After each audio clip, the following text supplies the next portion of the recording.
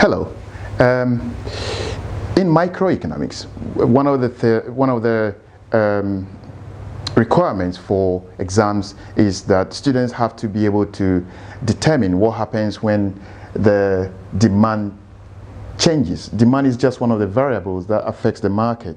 So if demand goes up or goes down, what will be the effect on the market? What's going to be the implication for price?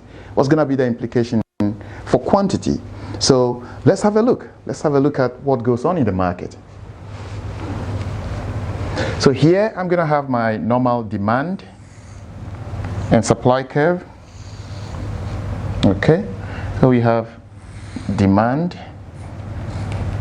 1, we have supply 1. Okay, so the question is the effect on the market when demand changes, and there are many variables that can cause demand to change. In the previous lesson we look at all the 6 factors that can cause demand to shift either outward or inward. Some of these variables are income, population, or the number of buyers in the market, expectations, price of related goods. So let's just have a hypothetical situation here. For example, let's say that all of a sudden the people of London believe that if they eat more and more ice cream, this is going to have a bad effect on them. Okay, eating more ice cream is going to cause problem to their health. So what will they do? They will stop buying ice cream, right? And if they stop buying ice cream, then the demand down. Yeah? And when the demand for ice cream decreases or shifts to the left, then we will see, we'd have to determine what happens to the price and the quantity. So by the way, we have quantity here, okay? We have our quantity and we have our price here, okay? So let's write this in full, quantity.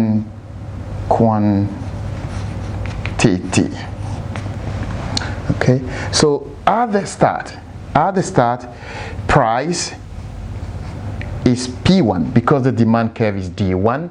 It makes sense to also call the price P1, and therefore the quantity is Q1. Of course, you can replace this with any number, it doesn't matter. So what happens is, well, the people of London believe that if they eat ice cream, it's going to be really bad for their health. So they're going to stop buying the ice cream.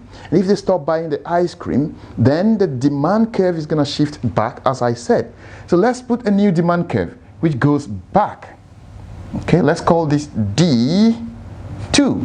You can see that from our initial equilibrium 1, we now have the supply curve remaining the same. The supply hasn't changed at all. What is changing is people's preferences to buy ice cream. They don't want to buy more ice cream any longer. So the demand curve has shifted backwards and it meets the supply curve, the original supply curve, at a point E2. And that has led to the price going down.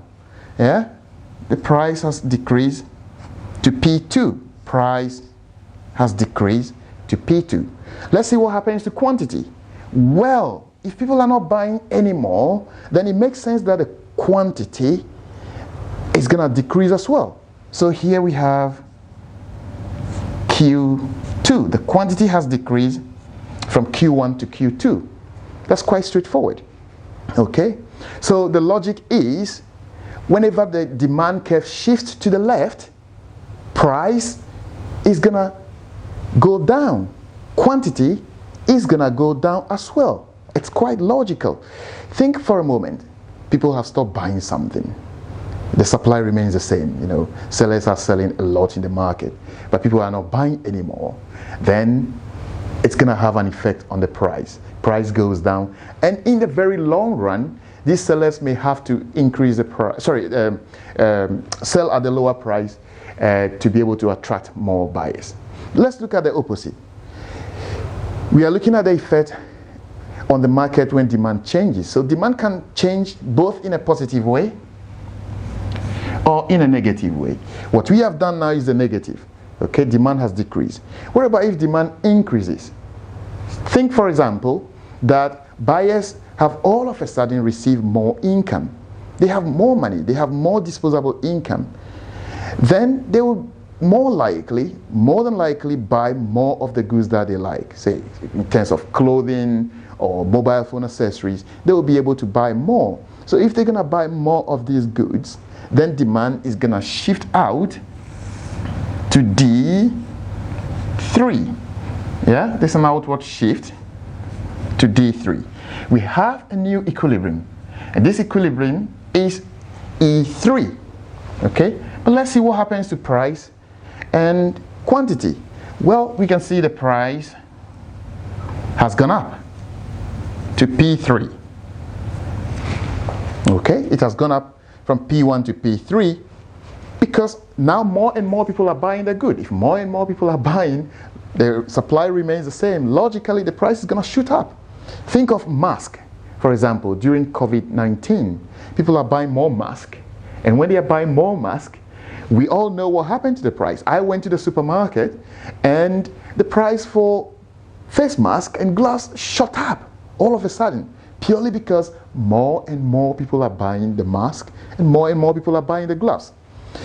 So the other effect is that quantity is going to increase to Q3, as I have said earlier on. So quantity has increased to Q3, and so those are the effects.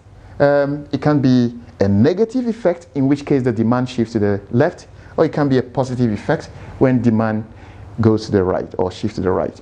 Thank you.